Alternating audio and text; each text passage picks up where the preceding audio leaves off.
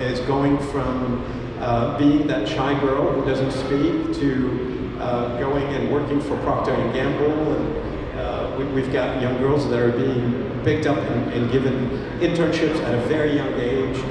We're looking at launching a DAO, so a decentralized autonomous organization where we turn every young girl at any age into a designer, creator, a shareholder, an owner, and an evangelist, all five wrapped into one. This is really the power of Web3 for us.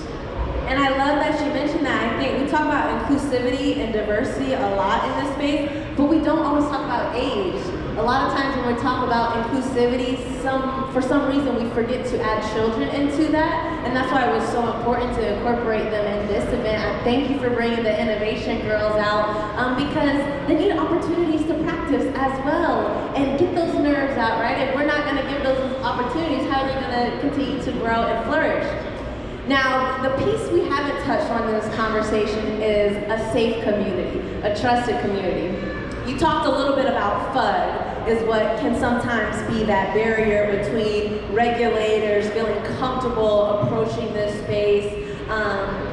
I would love to know from both of your point of views, you talking about children, how do we make the metaverse and blockchain safe for them, but you in terms of influencing regulation, how do you, I'm not gonna say convince, but how do you advocate for this space and encourage the regulators or people who now have to figure out what to do with this space that, no, you can trust what we're building.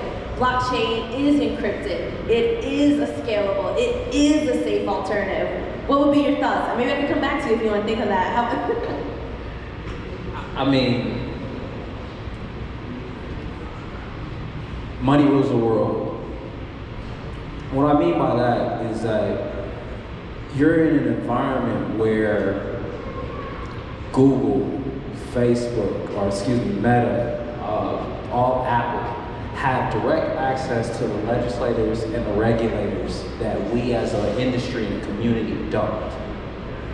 So you're not necessarily dealing so much with FUD as you are with a conflict of interest, right? And here in the United States, we're starving for ideas and starving for innovation.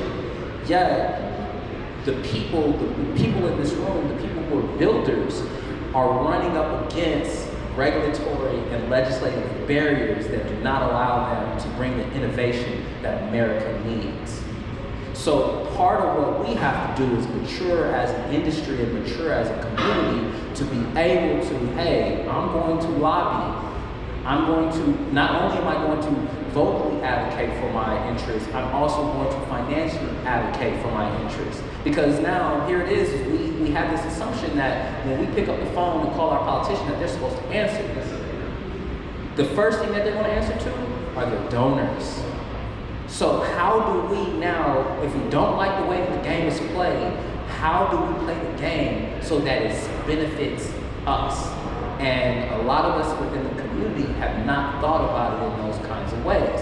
If you want Web3 to continue to flourish and be the inclusive space that it has been, the only way that we do that is if we fight and advocate for them. And we have to utilize the current tools and methods that we have available to us. And that's difficult too, because a lot of people in this space are what we call as degenerates, right? Where they don't necessarily want government in this ecosystem that we're creating, right? Leave that ecosystem to them. We have our own, and maybe there's a bridge in between, but don't be all up in my Web3, my, as they should. And right. The problem is that all it takes is for one congresswoman or congressman's niece or daughter to be victim of a rug pull, and now you have a whole congressional inquiry within our industry that isn't beneficial to us. Right. That was something that could have been avoided had we,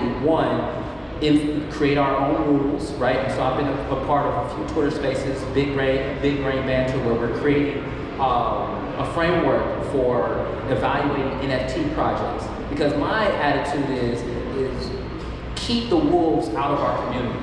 If you violate the ethics of our community, we're throwing you to the wolves so that we can keep the wolves out of our community.